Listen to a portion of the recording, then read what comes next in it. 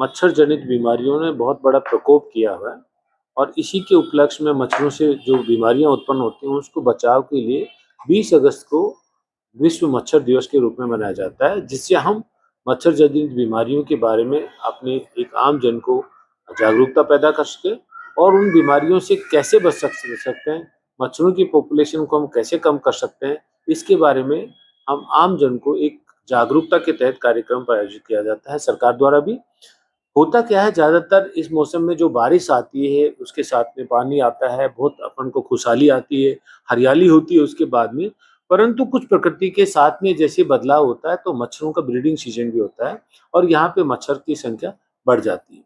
और ये जो मच्छर जो होते हैं, इनसे अलग तरीके की बीमारियाँ कुछ काटने से होती हैं, कुछ वैसे इंसेक्ट्स के रूप में जो इस तरह के खाने-पीने की बीमारियाँ जो जो मक्खी हैं, मच्छर हैं, इनसे भी इस तरह की बीमारियाँ होती हैं।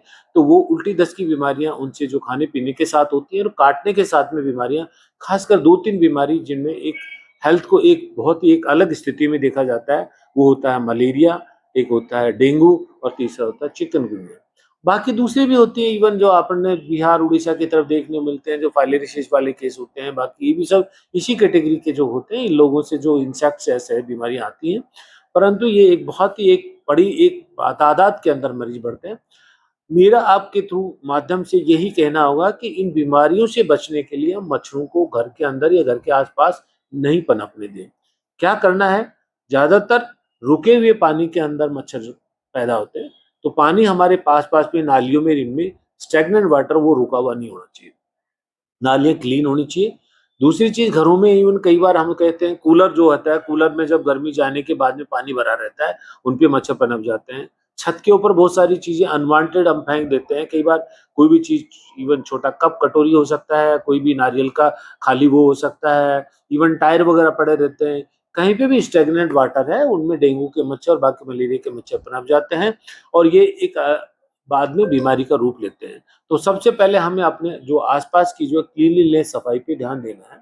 देन उसके बाद में इन मच्छरों का पनपे नहीं, तो जो एक सिस्टम जो इस तरीके की, यदि हम मीठा तिल तेल उसके ऊपर यदि डाल डाल दें इस तरीके की, जब भी नाली में या इस तरीके से जहाँ भी स्टैग्नेंट है इस तरीके के, इवन घरों के गाँव के अंदर पानी बर्तन धोने के लिए होते हैं, वहाँ भी खड्डा या कुछ इस तरह के होता है।